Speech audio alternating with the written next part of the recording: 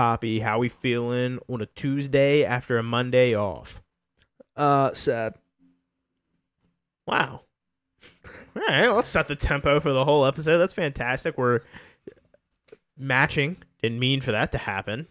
My purple shirt's a little bit lighter than yours. Mine's more like a lavender compared to your purple. Yeah, it's pretty close to matching. It is close to matching. I will say that, but mine is slightly lighter. Yeah, I'm rocking the Anytime Fitness shirt here. Came from work at the gym. But how was your weekend, buddy? How was your long Memorial Day weekend? It was nice. Everybody says it's like a long weekend, but it's never long enough. You know what I'm saying? No weekend is ever long enough unless you're retired, and then You're on a permanent weekend, every day's a weekend, and then you're just looking for something to fucking do. and then the weekday isn't long enough. Right. No, it was good. Saturday, me and Steph went to Fairfax to go see Cody Johnson and friends. So that was a lot of fun. Wait, so it was Cody Johnson's friends or you and Steph's friends? It was Cody Johnson's friends. Okay, I had to clarify. Yeah. See it going either way. It was so it was 3 performers. It was Tyler Booth, who I had never heard of before, Never heard the name. but he did pretty good. Okay. I should say I'd never heard his music. I've heard of him. Haven't heard of him. But he was good. Okay. Kind of threw me off because he he had like the whole mic stand in his hand. He was just holding it, Interesting. and he jumped like a whole 2 feet in the air. Woo! Rather impressive. Okay. Jump with the whole mic stand because those things aren't like 5 pounds. No. Played the harmonica. That threw me off. That would throw me off as well. Yeah, I just didn't expect it. He kind of had like the Morgan Wallen look going, like the mullet and the facial hair type of deal. Oh. The new school country vibe. He had a new school country look, but it was like an old school country sound. Not in a bad way. So all 3 of them had an old school country sound. Is what you're telling me? It's just not like how current country music is. Country music is more like it's like pop country. Yeah. Right? Well, they evolve with the times. Right. It evolves with the times. This is like authentic country. Interesting. Okay. Like I'm pretty sure every single performer had a fiddle in the band. Sick. Yeah, it was cool. But anyway, so his set was like 30 minutes, and they played music like before his set, just like some background noise for people filling in. He got people going. He did good. Me and Steph like couldn't help but laugh because like the harmonica really fucking threw us off. The him jumping like 2 feet in the air with the microphone stand in his hand, that threw us off. Pretty good. Then it was Randy Houser. I told you I would play songs last week, so you knew who it was. And you never did. I forgot to. Come on, man. Yeah. Lucky for you. I listened to a few of his songs myself. I took it into my own hands. And I do recognize a few of his songs. Right. You didn't necessarily know who it was by, but you have heard the songs before. Right. Right. He did really, really good. He has this like really, really infectious, funny laugh.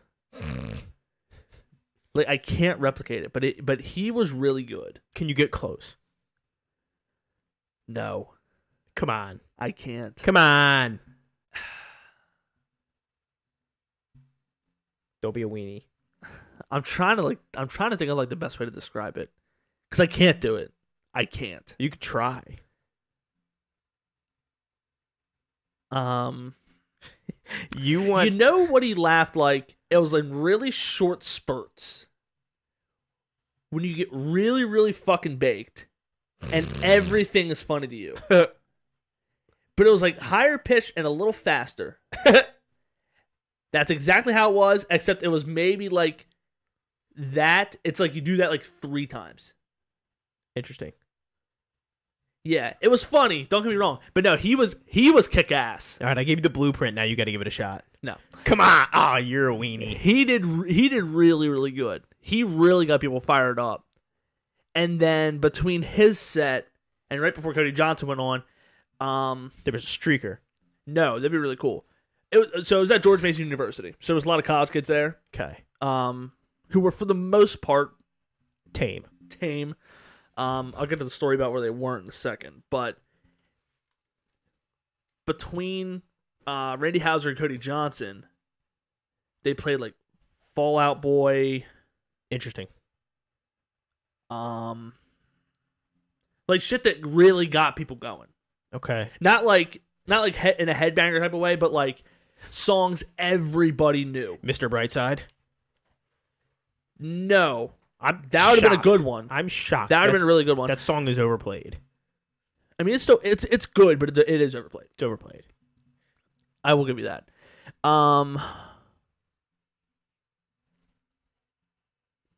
It was Sugar We're Going Down Swinging, Okay. West Virginia, Interesting.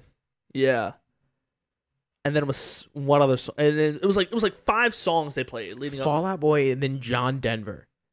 It was interesting, Interesting. but of course, like it's shit that everybody knew, so like everybody could sing along. Everybody was like getting like pumped up for it. Did they play Sheck West? No, see, okay, so here's another thing. So right next to us, I didn't post pictures online, but I had seats 6 rows from the pit, Okay. and the pit was like right in front of the stage, right? So, like from where I was, I could like see everybody's facial features very, very well. Okay. So we had really, really good seats. But right next to Steph was an empty seat with a coat in it and then an older woman. So whatever the relationship between them was, but older gentleman came back and was sitting next to Steph. They were like the crotchety old couple. Oh, Jesus. So like Randy Houser was saying how like thanks for letting me come out here and play some songs for you guys, yada yada yada. It's been a great crowd. Like getting everybody ready for Cody Johnson, right? And Steph said the old man next to her said, "Get off the stage, I'm not here to see you." Oh, my God. Right. Relax, dude. This is how concerts work. Right. Why are you so angry, dude? Right. I don't know why you're so angry about it. Because like we're all here to see the same thing. And like Steph's like up and like we're like swaying back and forth. We're not doing anything like fucking wild. We're not like Millie rocking or anything like that. Anything You like should have that. been. That'd be really cool. But like we're like swaying back and forth. Steph's like we're both cheering, having a good time, enjoying ourselves, and they're just like standing there, still. Menacingly. Right. And then the old dude sits down in his chair, and is like looking at Facebook for like 20 minutes. You're at a concert. Get Right. off Facebook. Right. Like I sat down to the first set through Tyler Booth, stood up during Randy Houser, Sure. and then was on my feet during Cody Johnson the whole time. There was a dude at Luke Combs. He appeared out of the fucking cut. Have no idea where this guy came from. I turned around and this dude's sitting 2 seats from me. I'm like, who the fuck are you? Those people are always the best. The people you have no clue how they fucking got there. They scare the shit out of you. They see that they scared the shit out of you, and then you guys are like best friends. No, he just sat there quietly on his phone while the whole set's going on. He's just right here.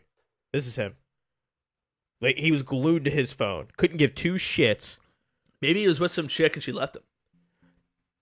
I can see why if that's how he's gonna act. Right.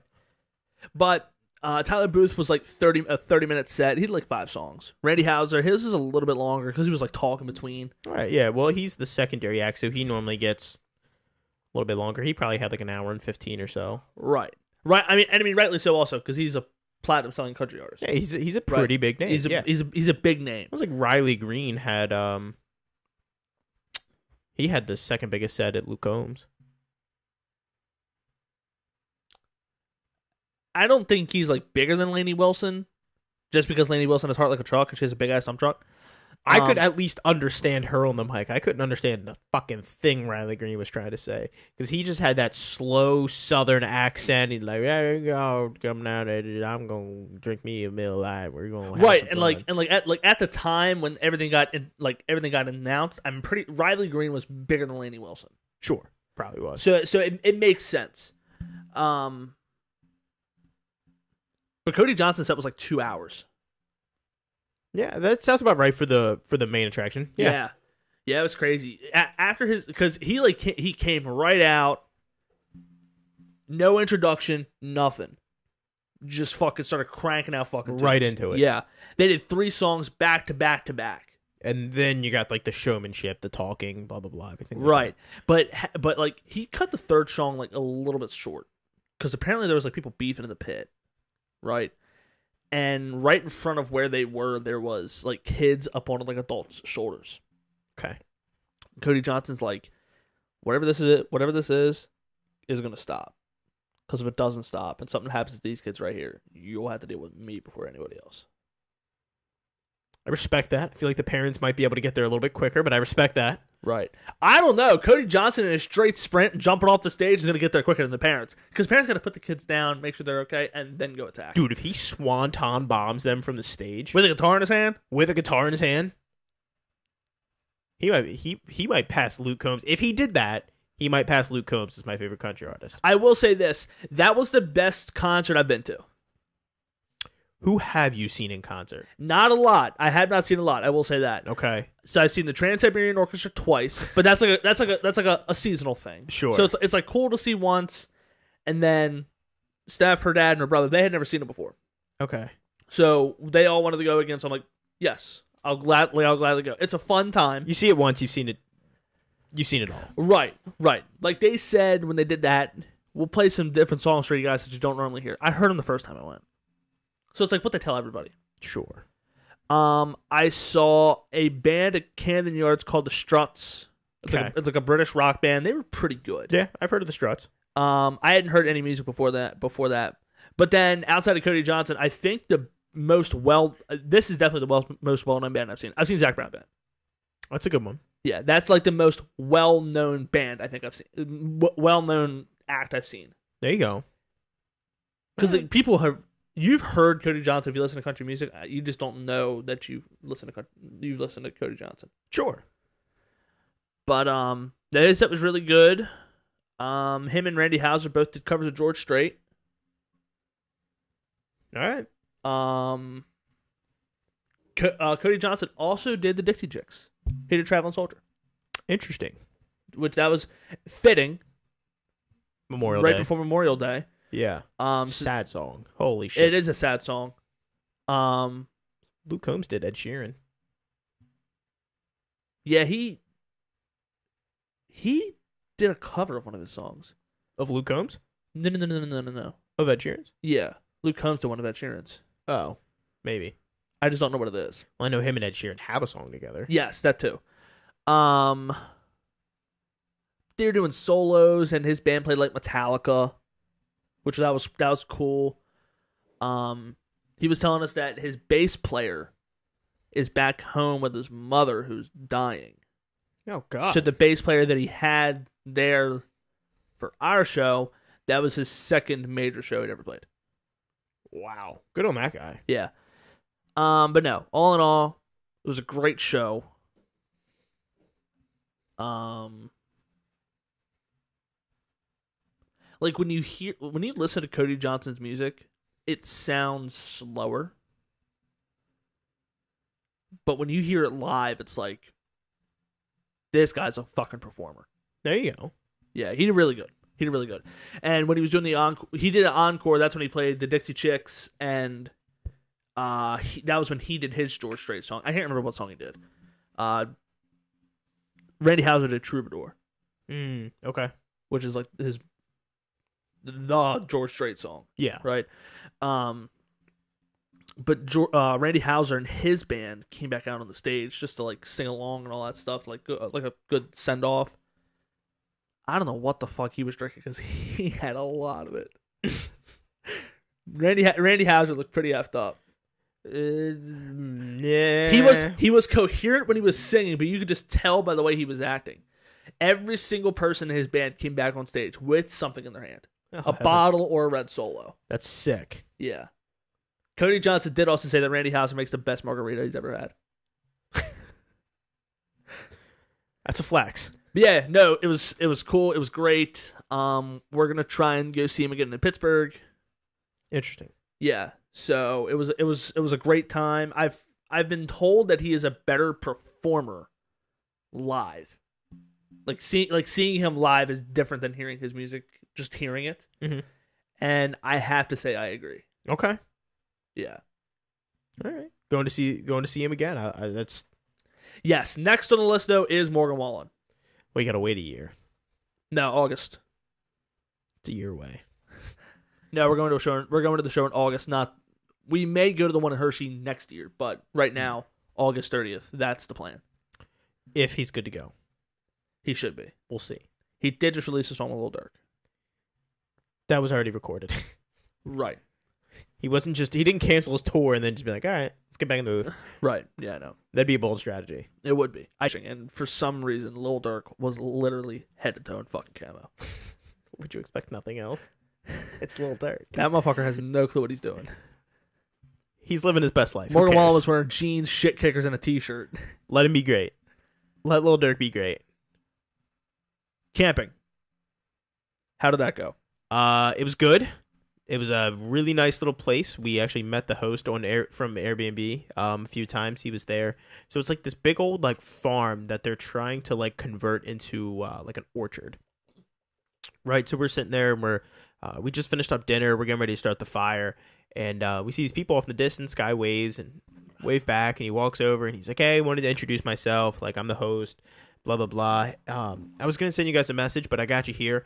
We actually have some strawberry plants right over here. They're coming in. You guys can pick as many strawberries as you want. That's it. They weren't super big. Like, they were fresh in the season, but fresh strawberries, washed them off in the little sink, had a few of them. Smack. Yeah, you can't beat that. Fresh strawberries. Yeah. Dude was absolutely fantastic. We went out to breakfast the next morning. We came back. He's like, "Hey, I picked you guys some more strawberries. They're just sitting up there. Take them, leave them, do whatever you want with them. Just figured, we'll give you the option." I'm like, "Hey, thank you so much. Really appreciate it." So it was great. Sunday we had our hike. Turned out to be an almost 7-mile hike. Fuck that. My calf and on my left leg here destroyed. Not surprised. I can't walk right. Oh, well, it happens. The muscle in there is just like so tight and irritated, it's ridiculous. Got through it though. We got done the hike. Sunday night we're sleeping. 2:30 in the morning. There's a bear. No. That'd be sick. Just a fox out in the fucking field screaming. You ever heard a fox scream? I have, yeah. Perfect. So you understand that it's just like, and like you're like I can't even like replicate it. That's probably gonna piss Ziggy off. He's gonna start barking downstairs. But like Sarah and I both jumped out of bed like, what the fuck was that? Yeah. Heard it again. I'm like, oh, it's just a fox. Laid back down. Next thing you know, I start hearing gravel like moving around outside. I'm like, this motherfucker's right outside. I'm like, oh, here we go. So I was like on edge the rest of the night. Did not get great sleep, but it's fine. We're good. Yeah. We made it home. Camping was great. It was nice to just get away and relax. Sat there by the fire. I think I impressed Sarah with my fire making abilities. I do make a pretty damn good fire. Wasn't able to get it as big as I wanted it because it was literally just like one layer of like rocks around. So, and there was like grass 2 feet away. And I'm like, it was pretty windy Saturday night too. So I'm like, I have to really be careful not to burn down this farm. But no, it was fun. Can we get our deposit back? Can we get the deposit back or what's up? Did we get a reduced stay since we were only here at night? Did we burn the place down? Right. We weren't here for the full stay that we booked originally. But it wasn't necessarily camping. It were glamping. It was like camping with amenities, right? I mean, kind of. Like, we had a bed. There was no light bulbs in the place. We had lanterns in the little tent. We had an outdoor shower that when the breeze can still get you where the sun doesn't. So you're wet in the shower, and then here comes this little breeze, bite you on the bum, and you're like, hey. There was a toilet, but it's not like your run-of-the-mill toilet. It was like a compost toilet, so you had to be like... There was like different rules, and it was outside. It was still outside. Like open, like not open. It's like, it's all like walled in, but there's still an opening like up top. It's got like a little roof underneath, so you can still see like a stall almost. Yeah. Yeah, all of it was outside. Barely had any water pressure on the sink. So, like, I mean, glamping, but, like, It was camping with amenities. it's camping with amenities. Yeah. Yeah. We had a grill. We were able to grill some stuff. That's what's up. Some hot dogs, some turkey burgers. Some fresh squirrel. We almost had a turkey vulture. Oh, man. Yeah, there was one. That would have destroyed your stomach. Who knows what they ate? Yeah, who knows? There was one out in the field just feasting on something. And I looked at Sarah. That Like, turkey vulture probably had a whole ass can of baked beans, an empty can of baked beans in its stomach. oh, yeah. I looked at Sarah. I'm like, you think I'd hit it with a rock? She goes, probably not. I was like, well, I'm going to try. So I pick up a rock. I give it a whirl. It's not too close. I'm like, all right. We got it dialed in now. Pick up a second rock. Got a little bit closer, but it didn't spook it. I'm like, oh, you're fucking mine. I let this third rock rip. I landed it about a foot in front of this bird. Scared the shit. That dog is going to pull her. She almost died coming down that hill. Good. That dog was hustling. That'd have been cool. I landed about a foot short of this turkey vulture. Scared the shit out of it. Flew off like it was like, fuck this. It probably pooped all over the ground. Probably did, dude. It was an absolute dime. She goes, oh my God, that might actually hit it. I'm like, oh, that's fucking money. Landed a foot short. I'm like, damn it. I thought I had it.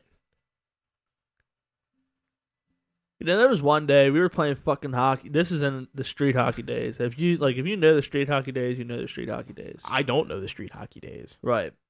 Ice cream truck is outside. Fucking Andrew saw a bird sit on the ground and he winged that fucking hockey stick over and hit the goddamn bird.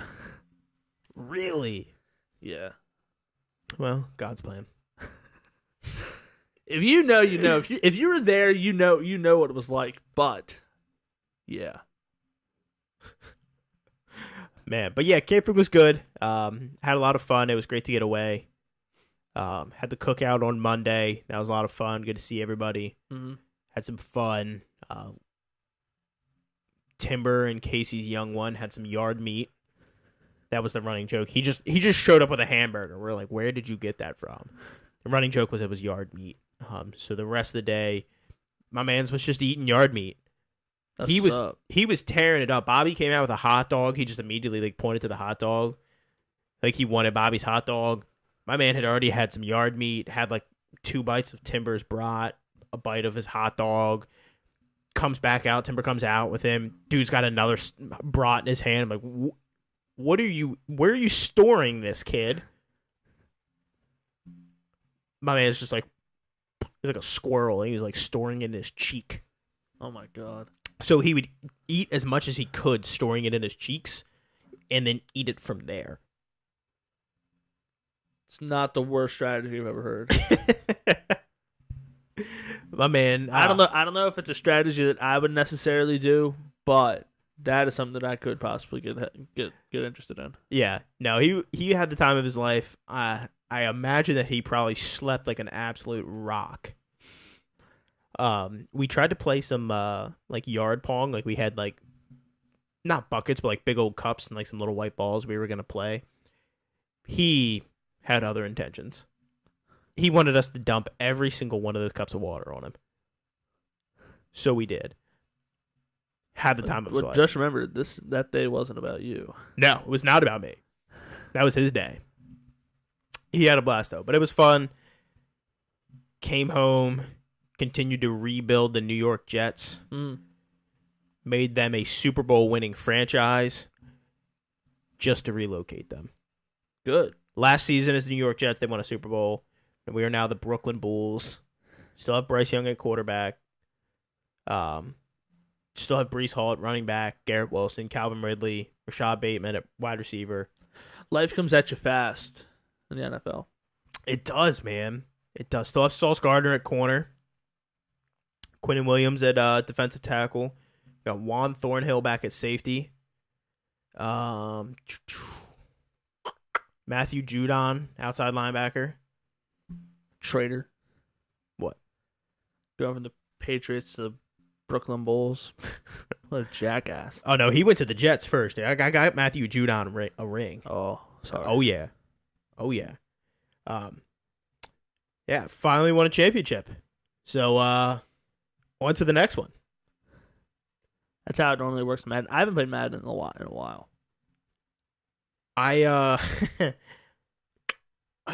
I did play a little bit of this series. I simmed the games and like I played like the crucial moments. Simply because Bryce Young broke his shoulder blade like 2 weeks before the playoffs. So I had to go on a playoff run with Tyler Huntley as my backup quarterback. Oh, he got that dog in him though. He does. And then Bryce Young came back in time to beat the living hell out of the Lions in the Super Bowl. But I beat the hell out of the Steelers in the first round. Beat the hell out of the Saints. No, not the Titans. The Saints. Where did that come from? I don't know. But the Titans. Yeah, do what you gotta do. I ran the score up on both of them just out of principle because I hate both of them. Good. But yeah, it was a good weekend. That's what's up. It was a good weekend. But let's hop into some sports talk in the NBA. Miami Heat, Game 7 versus the Boston Celtics in Boston. Boston was not able to break the record. Teams are now 0-151. When they're down 3-0. Went down 3-0. Yeah. The effort by Boston comes up short. Really hindered, I think. Well, not I think. Definitely by Jason Tatum getting hurt. First possession of the game. Yep, first possession of the Rolled game. his ankle. Rolls his ankle. I think they said it was sprained. I do have a question about that for you. Okay. I know it may seem controversial, but do you think it was almost better for Jason Tatum to just be like, I ain't got it? Be like, I rolled my ankle. I'm gonna be a hinder to the team. Like I know that like I just don't have it and go sit on the bench or play like sparing minutes. He played a shit ton of minutes last night. Well, see, this is the thing. I think his ankle was bothered to the point where he wasn't Jason Tatum. But even with his ankle being the way it was, he was still probably better than the other options on the bench. And that was the tough point that Joe Mazzulla was in. 14 points, 11 boards, 4 assists, 5 of 13 from the field, 1 of 4 from 3, played 42 minutes. Yeah, so normally Jason Tatum's shot numbers would be a little bit higher, but that's pretty on par with what he's been doing. Yeah, I mean, they could have ran like a different set of lineup, had Brogdon come in, something. But I know Robert Williams, he had his own little flu game. My man spent most of the game throwing up. Yeah, he had like a stomach bug. No, really, I think the only person that this really helps moving forward with having that injury, having to lose the way that you do, I think it helps Boston if you're attempting to keep Jason Tatum and Jaylen Brown. Think so. Yeah, because I think last night proved Jaylen Brown is not a number one in the NBA. See, I just have a weird feeling Jaylen Brown might have been nursing some sort of injury too. Because like last year in the finals, he was the best player on the team. So I don't think it was like the moment was too big for him. But yeah, he looked like shit last night. I will say that. Yeah, I mean, 8 of 23, 8 turnovers, 1 of 9 from 3, in 43 minutes played. Yeah, like you're 1 of 9. Derek White was 2 of 9. They couldn't shoot a 3 to save their fucking lives. No, the entire team couldn't shoot. Yeah. So I think it just further proves that Jaylen Brown is not a number one in the NBA. You and I have differing opinions on that. He's got to get the turnovers under control. Right, and that's the thing. You would think that, you know, a player who is on his way to getting a max deal. Yeah. He is on his way to getting a max deal. He's played well enough. Your expectations are higher. Mm-hmm. Because if Jason Tatum put in a performance like this, he'd be ostracized. Oh, sports media would rip him apart. Yeah, they would destroy Jason Tatum if he put in a performance like this, but there are people who are speaking negatively about Jaylen Brown, but you would hear it more if it was Jason Tatum. I agree, but I still think, I don't know, there's still a part of me that thinks Jason Tatum should have been like, they're going to be a detriment to the team if I play 42 minutes. But I mean, then again, I hear what you're saying, but last game of the season, he was just going to do whatever he fucking could. I see that to some point until the Heat are way too smart. Jimmy Butler, Eric Spoelstra, all of them, they're way too smart. They purposely got Jimmy Butler one-on-one against Jason Tatum, knowing that his left ankle's bum, and then just pushed the ball too. Made him work on that bad ankle. Yeah. And it worked. Jimmy Butler had a fantastic game. Ended up winning Eastern Conference MVP. They robbed Caleb Martin. I think Caleb Martin. Yeah, Caleb Martin probably should have got it. I mean, don't get me wrong. Jimmy Butler put on some incredible performances in the Eastern Conference Finals, but Caleb Martin was more consistent. I agree. Yeah, he was definitely much more consistent. I did watch your man Hayward Highsmith pick Jason Tatum's pockets. I believe he got out in transition with, I think it was Gabe Vincent. First play of the game, off the bench, Rip Tatum. Yeah, with a layup. Yeah. I think it was Gabe Vincent out in transition on a 2-on-1. He passed it forward to Gabe Vincent, kept pushing forward. Gabe Vincent gave it back. He got a little bucket. I think, and then I think Celtics caught a timeout. Yeah. So shout out to your man's Hayward Highsmith. I did see that. Yeah, I mean that was definitely a topic of conversation last night at work. Oh, I bet it was. Everybody was congratulating my coworker on his son making the finals. Yeah, my man played valuable minutes for the Heat. Yeah. I mean, I was talking to him, and I agree with him. We both thought that his son was going to play a little bit more minutes because the game before he played a lot and he was really, really valuable. Or it was game 5. He played a lot and he was much more, and he was really, really valuable in his time. Yeah, I couldn't tell you. I'm gonna pull it up. I'll tell you what he did. It wasn't game 6 because that was Saturday night. Come on, you hussy. Hold on, getting there. Come on. 36 minutes, 15 points, 2 boards, 1 assist, 2 steals. Okay. Yeah, on 6 of 9 shooting. But at the time, they were also dealing with injuries to Gabe Vincent. Yeah. And he just had the hot hand. So we both kind of thought that, and a lot of people, there's actually a lot more NBA fans, like, not just because our coworker's son plays for the fucking Heat. There's a lot more NBA fans than I thought that work at that warehouse. Okay. And they actually know shit about fuck. A lot of people thought that he was going to get more minutes, not just because we want to see him succeed, but because he was actually really, really valuable in his time. Regardless, though, Eastern Conference champion on the way to the finals. Yeah. Do you know if your coworker is going out to Denver at all, or is he going to try to go down to Miami? He's not. He's going to game 3 and 4. Nice. Yeah, love it. He's already got tickets to games 3 and 4. Perfect. So he's good in that regard. I asked him. I'm like, are you going to Denver? He's like, no, I'm just good. I'm just going to Miami.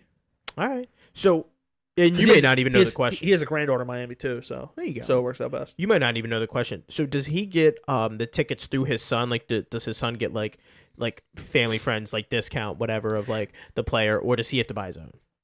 No. So his son will actually gets tickets. I want to say the discounted rate, especially for the finals. Sure. I'm pretty sure like NBA like regular season games, it's probably a little bit more lenient. For the playoffs, probably has to pay a certain amount for the ticket. But I believe it's him and his wife going. Nice. I haven't heard about it. Like, if there are other people going, then he just keeps that to himself. But Sure. But he has been telling me that him and his wife for Game 3, Game 4, they'll be flying to Miami. Nice. Yeah, that's awesome. I was just curious. Like, does he So worst comes to worst, if he's there for 3 and 4, if this just goes absolutely south, but I think Miami's playing way too well for it to go south. Game 4, he could potentially see a team crowned as champion. Potentially. I don't see it happening. Man. But I'm not even saying Miami. Denver could 4-0 sweep him. Yeah. Dude, I couldn't imagine watching your son win an NBA championship. That'd be crazy. I can't imagine. That'd be crazy, man. Phew. But he was telling me that the year that Kawhi Leonard hit that shot for Toronto, his son was on Philadelphia's bench. Watched it firsthand. That's crazy. Kawhi Leonard took off from in front of him. Dang. Yeah. That's nutty to think about. Right. So yeah, definitely great for the Miami Heat. I mean, aside from my personal effects with the series, first 8 seed ever to go to the NBA Finals. Yeah. They were 3 minutes away from losing the fucking play-in game, from missing the playoffs and drafting the lottery. Right. Now here they are, a little under 2 months later, playing in the finals. It's crazy to think about. Let me ask you this though. So it's not on the list here, but it was all over social media. Which one was the more impressive comeback? LeBron coming back from 3-1, down 3-1 in the finals against the 73-9 Golden State Warriors, or if the Celtics were to pull this off and be the first team ever to come back from 3-0 against the 8 seed Miami Heat, which one would be more impressive to you? It's not close, LeBron. Yeah. It's not close. I don't think it's up for discussion. It was all over the internet, but yeah, I think I mean, Miami is the 8th seed in the playoffs. Boston is the 2. The 2. People said that they were the 1, but they're the 2. That's not a series you're supposed to be down 3-0 to in the first place. Exactly. LeBron beat the best regular season team of all time to win a title. I agree. That's not close. I knew your answer. I just had to talk about it. I had to get it out there. Right. I mean, like, don't get me wrong. I understand the conversation. This has never happened before. Winning 4 straight games against the same opponent is incredibly difficult. Mm-hmm. Especially after you just lost 3 straight. All the momentum is on their side. All the momentum was on their side, and you swung it back into your favor. Yeah. But LeBron had never done it either. That's fair. 3-1 had never happened either. And in the moment when it happened, Well, it did. Season or the in the finals, it never happened. True. Yeah. But in the fashion that it happened and what he had to do in order to get there. I mean, he had to go to Golden State twice to get it done. Mm-hmm. I'm pretty sure when Golden State went 3-1 on the Thunder, I'm pretty sure they got to play in Golden State twice. Probably. They were down 3-1, went back to Golden State. OKC, Golden State. Close it out. Because they were 7-3-9. I mean, they were the best team in the league. But anyway, yeah, I mean, don't get me wrong. The Boston thing, that would have been an incredible accomplishment, but it wouldn't have been close. Fair. Now, both Jason Tatum and Jaylen Brown are up for Supermax contracts. Jaylen Brown is looking at a 5-year, $295 million contract. That's a supermax. Jason Tatum's like a supermax. Jason Tatum is 5 years, $318 million. Yeah. It's totaling $613 million for 2 players. Is that worth it? No. So who are you getting? You're getting rid of Jaylen Brown? Yeah. Okay. Personally. I mean, don't get me wrong. Jaylen Brown is an incredible talent. He's a very, very good player in the NBA. But you'll have an easier chance of recreating what he has done for your team. Yeah. Than Jason Tatum. Fair. You got to think of it. You know, when they drafted Jaylen Brown, the team still wasn't really good. Since they have drafted Jason Tatum, that team has been to 4 Eastern Conference Finals. True. And that it's not like one of those things where it's like, oh, that's Jaylen Brown on those Celtics. You know, I mean, everybody says definitively, you know, Jason Tatum leading the Celtics, yada yada yada. I mean, Jaylen Brown has came into his own, I think, over the last 2 years. But I think what he does and what he gives to the team, you can replace easily for much, much less than $295 million. Or 85, whatever the number is. And $613 million to 2 players. That is just so outrageous. Oh, I agree. It's so outrageous. Now, the Portland Trailblazers are looking at getting rid of that number 3 pick. If you're Portland, are you maybe calling up Boston and be like, hey? I don't think it's a bad idea. I mean, who else are they realistically going to get? Right, because, I mean, Portland did say that their whole goal is to pair Anthony Simons and the number 3 overall pick to get a star forward, which Jaylen Brown's kind of in the middle of like a guard forward. Yeah, he's like a 2 or 3, depending on the lineup that you want to play. Yeah, depending on what you're trying to do, he's a 2 in I think his natural position's a 2, but he can play 3 small ball. He can play 4. Defensively, he's good enough to play 4, and he's athletic as a motherfucker. So like Jaylen Brown and one of the Williams, Grant or Robert, for number 3, and Anthony Simons. I think more would need to be involved for that. Well, I'm sure somewhere they could. Because financially, they would have to do a sign and trade, which would. Did you say is that a 5-year deal or a 4-year deal? 5-year. Okay, so if you're doing a sign and trade, you still do a 5-year $295. I just don't. I think honestly, I think they would have to either get a third team involved, or this would just have to be like a super blockbuster deal. Okay. Brogdon, Grant Williams, or Robert Williams, one of the two. And see, another point I was going to make about the whole Jason Tatum thing. Your only other option, I think. So you could have put Jaylen Brown on Jimmy, right? That was definitely an option. But then you're leaving Caleb Martin unattended, so that's an issue. So really, your only other option is to put Grant Williams on Jason Tatum or on Jimmy Butler. Jimmy Butler would have gone for 50. He probably would have. Well, so the thing is the Heat were strategically using picks to get the matchup that they wanted. Right. I mean, when Grant Williams was in Jimmy Butler's face, I think it was Game 3, they did the same thing, the exact same thing. Strategically did picks. I mean, Boston tried to get Grant Williams away from Jimmy Butler. Right. And Miami was like, no, yeah, bring that ass here. No. I'm not done with you. Bring that ass here. I mean, it ultimately made Mazzulla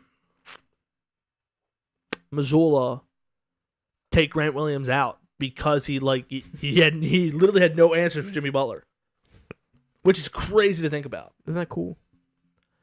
But yeah, I would personally get rid of. I would.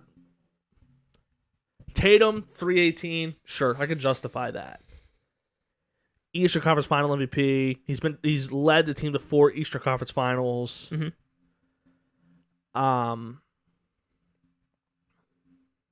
I think Marcus Smart's out the door too. They found something in Derek White.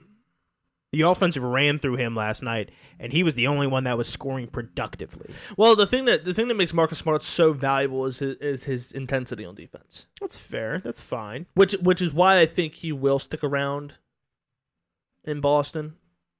But when it comes to Jaylen Brown, he's had times where he's stepped up big time. Yeah. He's been a really, really great and valuable piece there for the Celtics. Well, he made an All-NBA team. That's why he's getting a Supermax. Right. But then ultimately there also have been other times where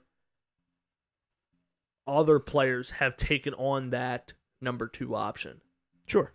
Like Jaylen Brown has a tendency of not showing up is the wrong word, but people showing up instead of him. I think a little bit too consistently. I just don't think that ball moves efficiently enough on offense. Oh, it does. Sometimes. It does. Sometimes it does. Sometimes it doesn't. It goes out the fucking window. When that ball is moving efficiently on offense, that offense is ridiculously good. And see, the big problem is that with what Boston is doing is they're letting the offense run through Jason Tatum, which is fine. That's no issue at all. Usually works. Because skill-wise, Jason Tatum is one of the most skilled offensive players in the NBA. Yeah, it usually works out well. It usually works out very well. But then there are times where Jason Tatum realizes, I'm in my bag right now. I'm not passing this motherfucker. Which is fine. I mean, LeBron's done it. Steph Curry's done it. Right. Michael Jordan did it. Kobe did it. We've seen all the greats do it. It's fine. But there are also times where those guys know, okay, I need everybody else to help me out with what's going on in this game right now. yeah. LeBron has done it before. Michael Jordan passed a game winner off to Steve Kerr. And it was the finals. I have no idea.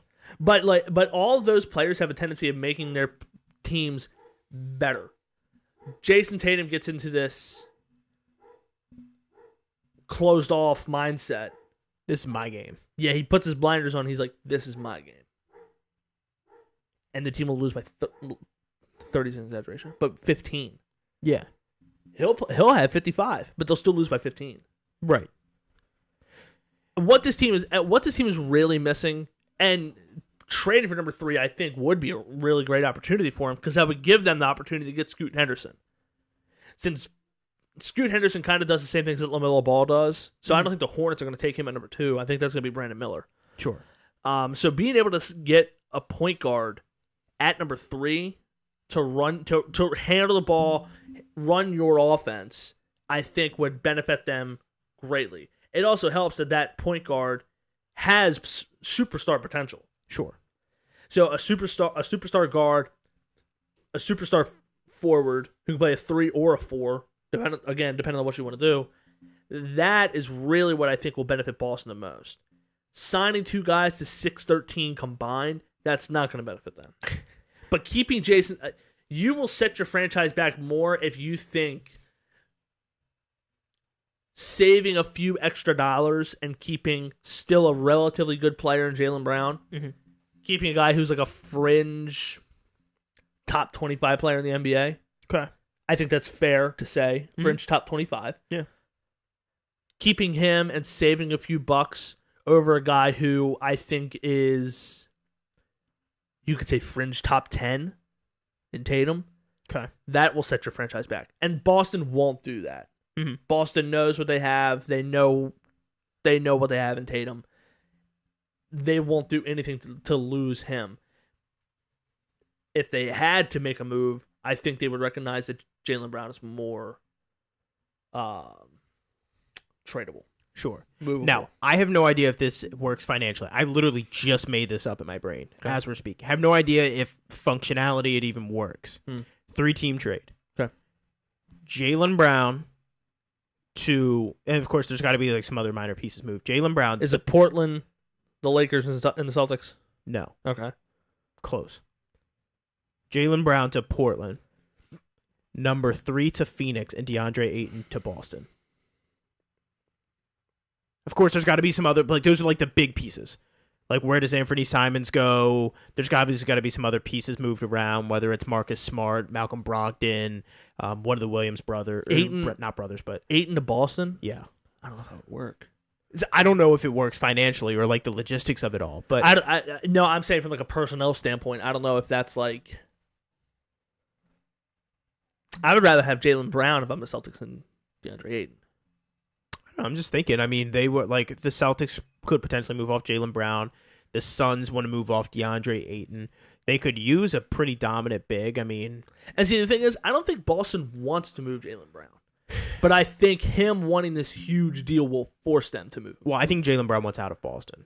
He's tired of always being the rumored guy in trades. And I think he also wants to get out of Boston because I think he also knows that he won't be paid top dollar there. Yeah, he wants a new scenery. Don't blame him.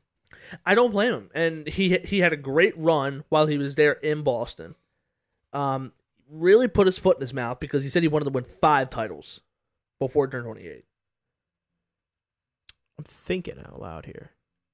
What if the Blazers traded number 3 and Anthony Simons to the Pelicans for Zion Williamson?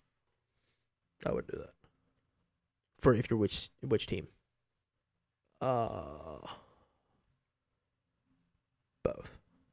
I'm just thinking like Zion, his stock is the lowest it will probably ever be because he has so much injury history. Right, and the problem is those injury histories aren't getting any better. Yes, you see how talented he is when he is on the floor, but it's almost like I hate to say it, it's turning into the Greg Oden effect. Oh yeah, it really is because his weight is what's the worst. His weight and the way he plays the game is what is going to drive him out of the NBA in the next 3 years. Mm-hmm. And I really don't think I'm exaggerating. I mean, we've seen 50 games from him total. That might be an exaggeration. It's probably a little bit more than that, but like the sample size that we've seen, like he looks like a star. Yeah, he looks like a bona fide star. Sure. But the problem is he's so reliant on his athleticism. A, eventually that runs up. B, you're so reliant on it that your body can't really withstand what you're doing consistently. Sure. Dunking the ball 10 times a game looks great on ESPN. Mm-hmm. Blocking a shot where you take off from the fucking restricted zone and block a 3-point shot is very, very impressive. Sure. That's a drastic exaggeration. Yeah, that's insanity. But like all these highlights, they look very, very good, but if you can't stay healthy, weight's also been an extremely big problem there. Mm-hmm. What's the saying? Best ability is availability. Right, and right now that hasn't been Zion. Yeah, it really hasn't. You know what's crazy? I was thinking about this the other day. If you look at the way that draft panned out, it's really crazy to say now at this point. But I would say the best player that's came out of that draft so far is Darius Garland. I think it's safe to say. Dude, he torched me in NBA 2K back in the day when I was like trying to rebuild franchises. I never got him. God bless, that motherfucker always win like Rookie of the Year, scoring titles. Like he balled out. He is crazy. Consistent, never in any trouble. I mean, always improving. Yeah, I mean RJ Barrett's probably gotten a tough go of it just because he's in the New York media. He can benefit a change of scenery. If he gets a change of scenery, I think he'd be a really, really solid starting piece for a team. Sure. Like probably, depending on what kind of team you are, he could potentially be a really solid number 3 option. Out of these, because everybody said, "Oh, Maple Mamba." That was what his nickname was in high school. That's whatever.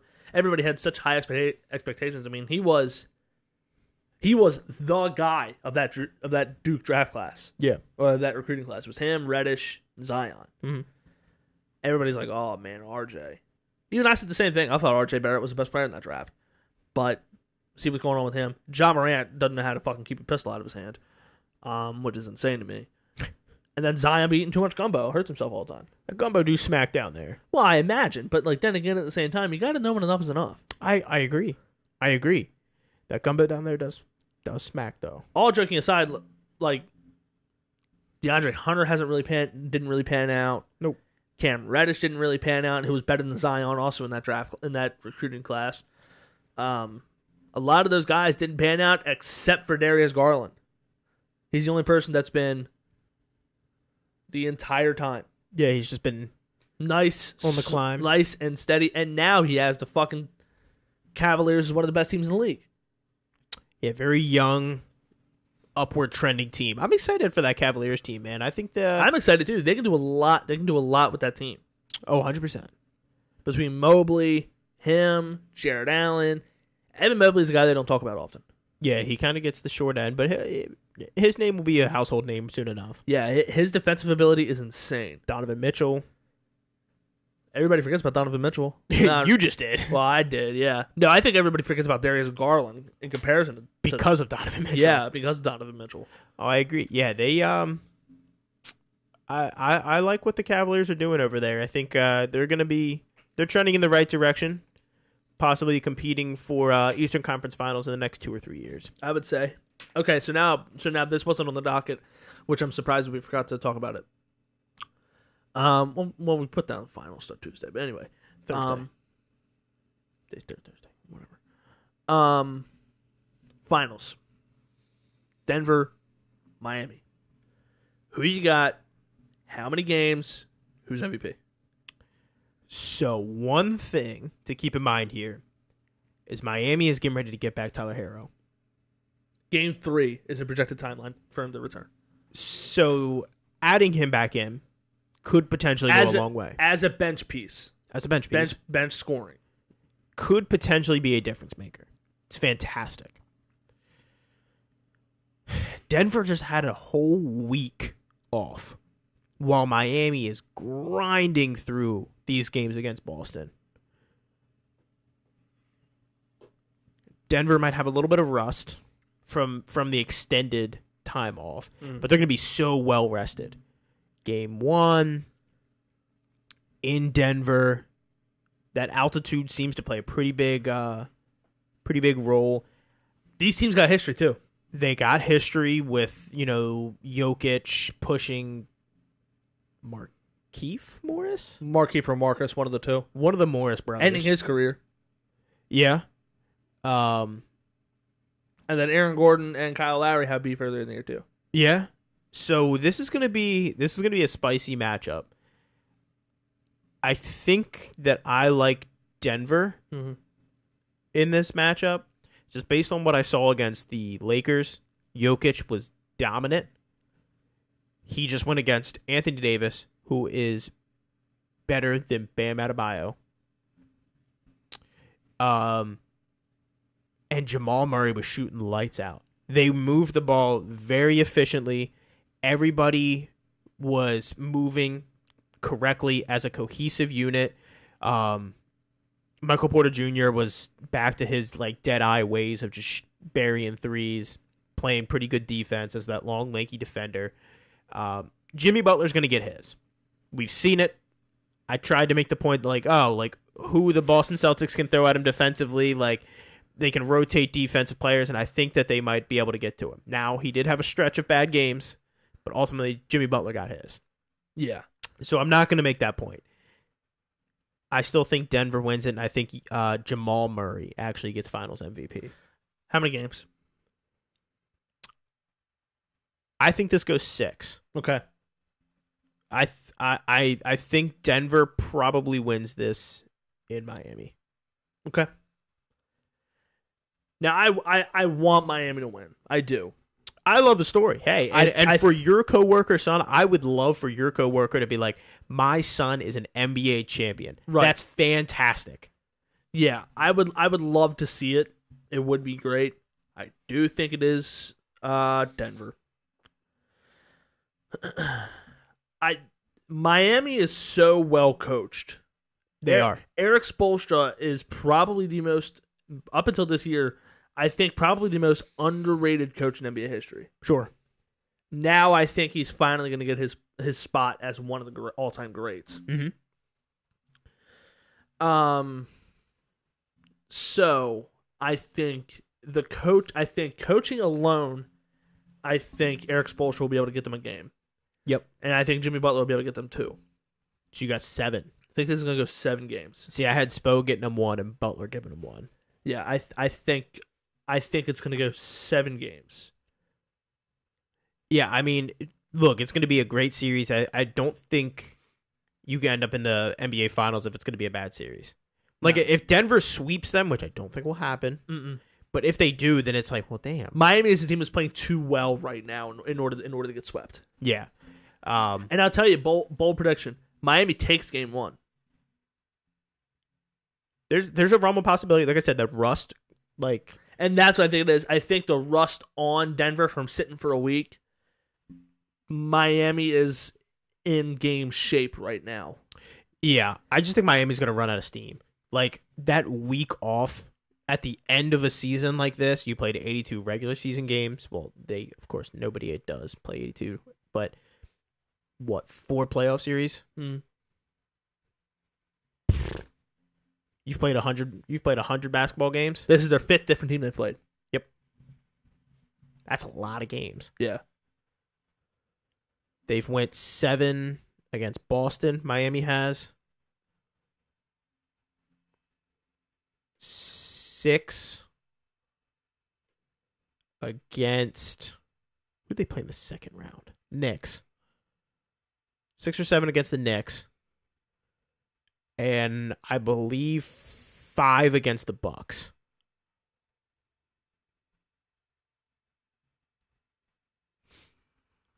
Knicks in 6. I think it was 5 against the Bucks. Yeah. There you go. So 11, 18 playoff games. Plus playing. Plus 2 playing games. I'm sorry. They played 2 teams in the playoffs. There's 6 different teams they played in the playoffs. They played Atlanta, Chicago, Milwaukee. They've played 20 playoff games. The Knicks, the Celtics, and other Nuggets. 20 playoff games. The 6th team they played in the playoffs. Eventually, that's going to catch up to you. Yeah, I just think I was gonna say Jamal Murray wins MVP, but I'm not gonna copy you. I'm gonna say Jokic wins MVP. It's not about copying me. It's who you think. I think Jamal Murray ends up winning it. I think Jamal Murray will win it too. But for the sake of the conversation, my prediction will be Jokic. Wow. Perfect. One of us will be right. Right. And then the last news for the NBA. Watch. Doesn't happen at all. Miami sweeps them, and bam, it's fucking Finals MVP. Could you imagine? Look, I just think Jimmy Butler's so ready because he literally said to Bam, he's like, I don't want to touch that trophy. He didn't want it, dude. I watched it. He literally said, I do not want that trophy. I watched that ceremony. He looked pissed that they gave it to him. The Finals MVP. Or Eastern Conference Finals MVP. But yeah, he made sure Bam got the Conference Finals trophy. Yeah. And he's like, I don't fuck about that. Because he wants to win the NBA title. Yeah, he's like, none of this means anything. Jimmy Butler is laser focused right now. Yeah, I mean, hey, anything's possible. But last piece of NBA news: Warriors general manager steps down. What the fuck's his name? Bob Myers. Bob Myers. This is interesting. What is going to happen? They got a lot of moving pieces over there. Orchestrated 4 titles. Yeah, he's been a big piece of what they've got going on over there. Is Klay Thompson being moved? Is Jordan Poole being moved? What about Draymond Green? What's going on with Andrew Wiggins? There is one piece of this puzzle that's going to stay there, and that will be Steph Curry. Everybody else on the roster's up for grabs. Yeah. Steph Curry's not going anywhere. The rest of the team, who the hell knows? Yeah. Ultimately they will fill his position, but he orchestrated building this 4-time champion that we have seen from the past 12 years, really. 12 years when he took over. 2014 was when they won their first title. So it's going to be tough to replace Bob Myers, and with an aging team that the Warriors have, every single one of their better players are on the wrong side of 30. Right. Now at this point. Some players' play style will hold up past 30. Like Curry's will. Klay Thompson might. Draymond won't. Really, Curry's is the only one that'll hold up. But they have a real imbalance of power of what do you do with the youth? What do you do with the veterans? Jordan Poole and Draymond Green. Who's more valuable? Who do you want to keep? Who do you not want to keep? Because they got to move one of them. Yeah. If you move off the young guy, you're gonna piss off the rest of the young guys. If you move off Draymond Green, you're gonna piss off a lot of fans. It's a tricky situation to navigate through. As long as Steph Curry is there, the team is still going to stay relevant. They're still going to stay competitive. But I think the days of the Warriors being that team, I think they're done. Yeah, I mean, like we said before, did LeBron just ruin another dynasty? Yeah. And I think he did. So be interesting to see what Golden State does over there, who they move, who they keep, who steps in as the new GM role. Maybe it's Steve Kerr. That'd be kind of cool. Dude, it'd be cool to see Steve Kerr win a championship as a GM. He'd get it as a coach, as a player, and a GM. If they still had Mike Brown as the assistant, I think that would be a very real possibility. Oh, I'm sure. But since he's now the coach of Sacramento, I don't see Steve Kerr leaving the head coach position. That's fair. That's fair. All right, NFL talk. Spicy stuff. This is what everybody comes but for. This is what everybody loves. Jimmy Garoppolo potentially will not be playing quarterback for the Las Vegas Raiders next season. It's reported that he failed his physical due to an off-season surgery on his foot. Mm-hmm. Now, it sounds like the Raiders knew that it was a possibility. That it was a possibility, and there was a waiver. There was some sort of like clause or like waiver in there. That was on the redid contract. Okay. Because the one that they signed into initially, they brought him in for the physical. He failed it, and then they scratched the whole thing, kept the financial terms, but they changed everything else. So now, and that was why there was such a delay for introducing him as the quarterback. He still has some time to pass his physical, right? Which he probably will. But if he does, the Raiders are able to move on scot-free. Yeah, not a penny spent. Not a penny spent. Who else do they have at quarterback over there? Stidham? No. He left. I'll tell you in a second. Who else? They brought somebody in free agency. Stidham left. He went to the Broncos. Hoyer. Brian Hoyer, that's what it is. Yeah, because Josh McDaniels is trying to rebuild the Patriots. Yeah, Brian Hoyer is their backup quarterback right now. Ugh. Yeah. I want to say they're one other person, but I don't know who. Maybe they'll make a trade for Trey Lance. Good luck. If Jimmy G doesn't pass. I think he will. I think he'll be fine. But it definitely, like, it's got to raise some eyebrows if you're a Raiders fan. You're like, what the hell are we doing? Right. And, it's crazy. Like, I'm seeing a lot of people are reporting, like, oh, this is the perfect opportunity for Brady to go ahead and step in to play quarterback. He's like partial ownership. I don't think he can. He can't. Under NFL rules, he's not allowed to.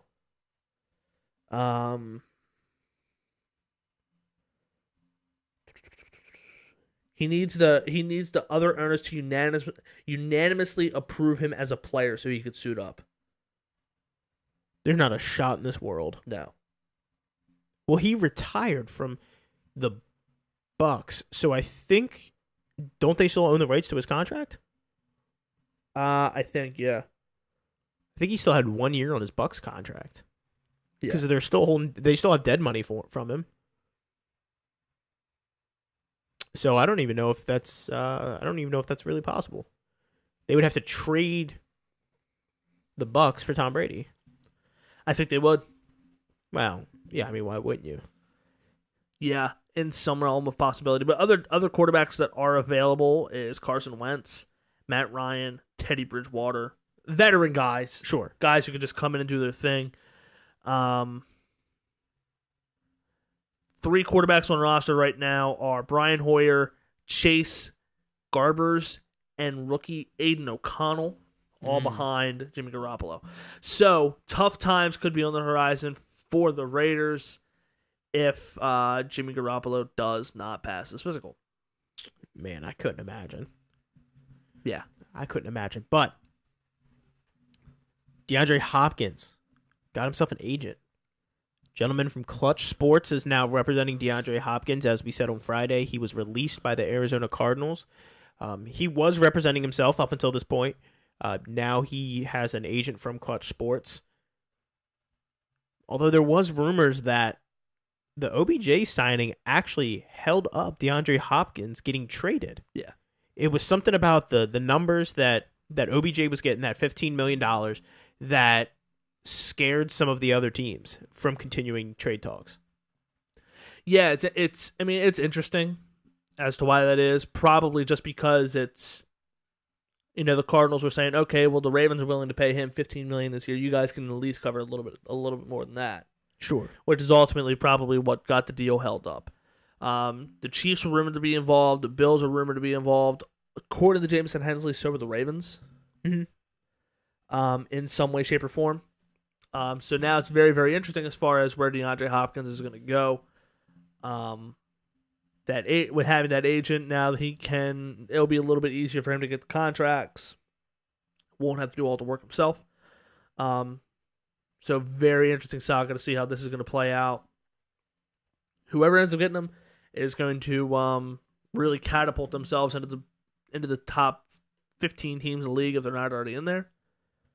So this will be a very, very interesting,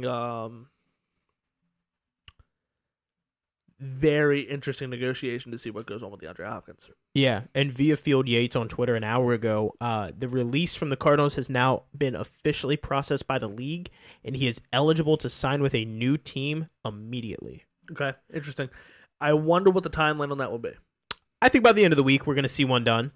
With it being Tuesday here, I think by Friday we'll have something to report. I think by the time we do our episode on Friday, we'll probably see something. I really think it's only like a 4-team race at this point. Okay. The Chiefs, the Bills, the Ravens, and the Browns. There has been talks. Deshaun Watson and Diop have both said they'd be open to like reuniting. That was kind of like my pick last week, if you remember, with my dark horse being the Lions. So Cleveland is actually in the mix. I think it's a 4-team race, so I think with him now having an agent, especially for Clutch Sports, a huge, huge agency. Yeah. They'll have the manpower to be able to go through these 4 or 5 teams offering up contracts. And I think we'll see a contract done by the end of the week. Interesting. Yeah, I mean, that would give us a lot of clarity as far as what's going on with how teams are going to be shaking up in the NFL. It'll be very, very, very interesting to see how this plays out. We'll have to keep a close eye on it here over the next 3 days, see what happens. I think it's really going to come down to a lot of the money as well. Seeing what Odell got, I think DeAndre Hopkins is going to have a similar expectation. Sure, why not? Which does eliminate some teams. The Chiefs only have $656,000. The Bills don't have much more than that. The Ravens have more than the Browns as far as cap space does. Team with a lot of cap space that could make a run at them. I think the Lions could too. Yeah, that was kind of like my dark horse pick. And the more I thought about it, and the more I spoke about it, I'm like, the more this makes sense. Yeah. So that would be a very interesting pairing. Jared Goff, Amon-Ra St. Brown. When he inevitably comes back from suspension, Jameson Williams with DeAndre Hopkins, that could take that offense to a whole other level. Oh, for sure. Yeah. For sure. Well, did you want to talk about the Orioles at all? I mean, not much is... I mean, we can. Pretty big blow to the Orioles yesterday. Cedric Mullins pulled up early when he was trying to run out a would have been single to short. Was ruled a groin strain. Probably a hip adductor. I don't remember exactly what it was, but I know it was something involved with his groin. Recovery time is anywhere from 2 weeks to 4 months, depending on the grade of the strain. Sure. Luckily, they only put him on a 10-day DL. Helps out the Orioles a lot. That at least means that it's not going to be a 4-month injury. Yeah, well, and it also helps. It opens up a roster spot. We can get somebody else in there that can produce, which they did. The Baltimore Orioles today signed former Yankees center fielder Aaron Hicks, who was just golfing the LIV tournament, I think, a week ago. So very encouraging that the Orioles have signed a former golfer to come play center fielder. In other news, I didn't get the chance to talk about this last Friday, but the Orioles did say that come trade deadline, they are planning on being major players. We talked about it. We literally said it on Friday. Hey, the Orioles are going to be movers and shakers at the deadline. They're going to be moving some prospects, and they're going to be trying to get some key pieces to make a run at it. This was confirmed by Mike Elias. He said that come trade deadline time, they do plan on being a major player and acquiring new talent. They have a incredibly extensive. I don't know if it's going to be number 1 anymore, but they still have a top 5 farm system in baseball. No, it's number 1 now that Kobe Mayo is number 100. Huh. I just didn't know if it was still going to be, because I mean, really the only top prospect that we brought up this year was Gunnar. Grayson Rodriguez. Well, he was back down. He went back down. Yeah. Yeah. After he was fucking shelled last Friday. I knew it was going to happen. It makes sense. Look, the thing with Grayson Rodriguez well, we'll give our fucking take on this because this happened Friday, or this happened Saturday, but he got shelled Friday. Got the shit kicked out of him on Friday. Yeah, I mean the whole thing with Grayson is, he gets rocked so early. It was a good Texas team. I will say that. Texas is by far the best offensive team in baseball by leaps and bounds. Yeah. It's like not close. And the problem with Grayson is I think he just doesn't have the confidence in his pitches right now. His fastball is the only thing that's working, and eventually people are like, okay, he throws about 97, 98, I'm going to speed my bat up. I'll get there. Yep, I'll get there. Aaron Judge did the same fucking thing with Felix Bautista when we lost the Yankees in that first game of that series. So if your fastball is what you're leaning on as your primary pitch, and if you're throwing it over 50% of the time, which I believe he was, you're asking for it. Yeah, I mean, him going down didn't really shock me. It was the same thing that was going on in spring training. He was getting a lot of strikeouts. That's fantastic. He was also giving up a lot of earned runs. And that's why he ultimately went down at the start of the season, is because Michael Eisner was like, hey, like it's just not the spring training we were looking for. We need that ERA down. He came up, he was pitching okay, serviceable.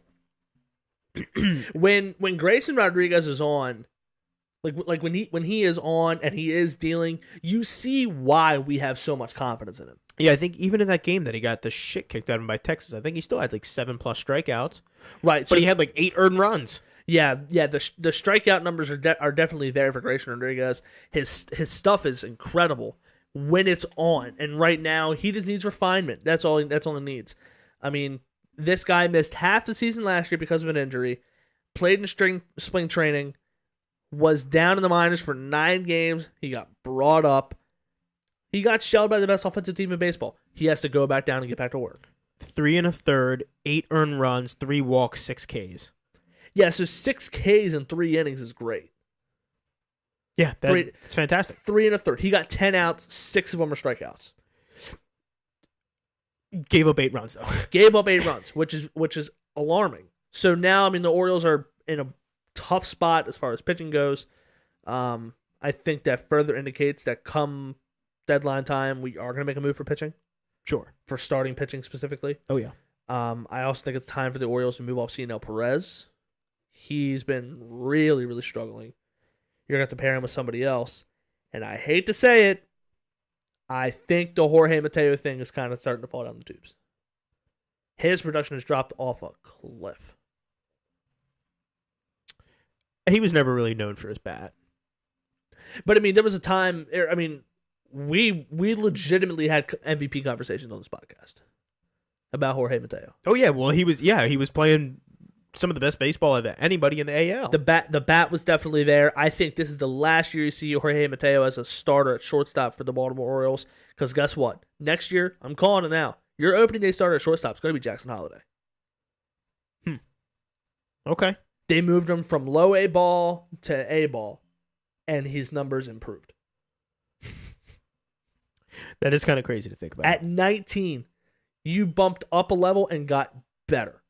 Yeah, that's kind of crazy. So, the Orioles really have something there with Jackson Holliday. He's listed as the 3rd best prospect in baseball. I think by the time the season's over, when they do the revised list around June and August, or July and August, he's going to ascend to number 1. Probably will.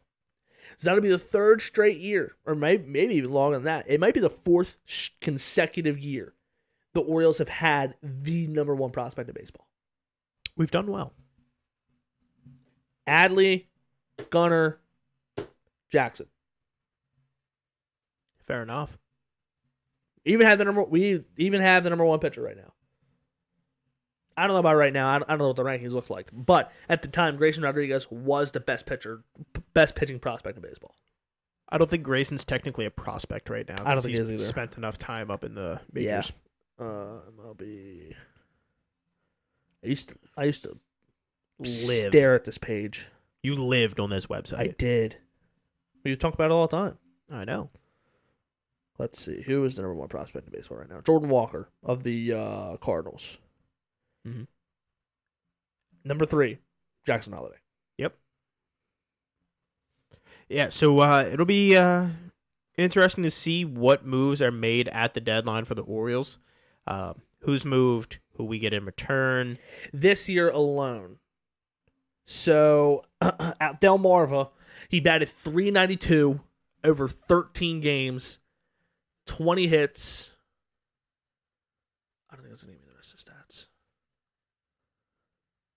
the stats. And then he moved to Aberdeen, batting .371, 27 runs scored, 36 hits, 6 doubles, 4 triples. Shoo!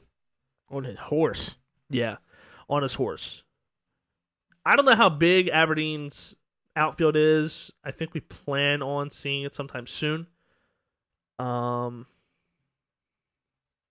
to mention 4 home runs, 20 RBIs in Aberdeen. Good Lord. 22 walks. Good Lord. Yeah, 8 stolen bases. This kid's a freak. He's a freak. There's no other way to describe it. Hey, he'll be up sooner than later. That's for damn sure. Yeah, so I think next year he'll be your starting shortstop for the Orioles. That'd be kind of cool. That would be really cool. Well, let's go ahead. Let's get on out of here on a Tuesday. We'll see you guys on Friday. Y'all stay safe. Have a good week. Make good choices. And hopefully we have some more news to report on Friday. I think we will. Just a matter of what it's about. But you guys enjoy your week. We will see you on Friday.